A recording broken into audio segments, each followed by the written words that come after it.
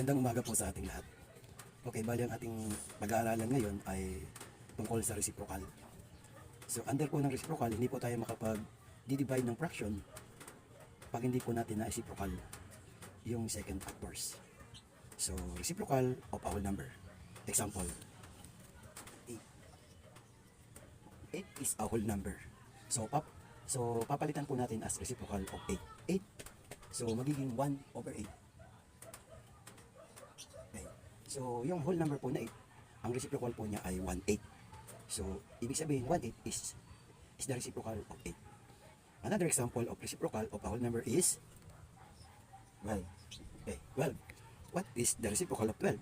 So lagi pong lalagay po ang 1 as numerator and then copy the denominator as a whole number is 12. So 1 over 12 is the reciprocal of 12.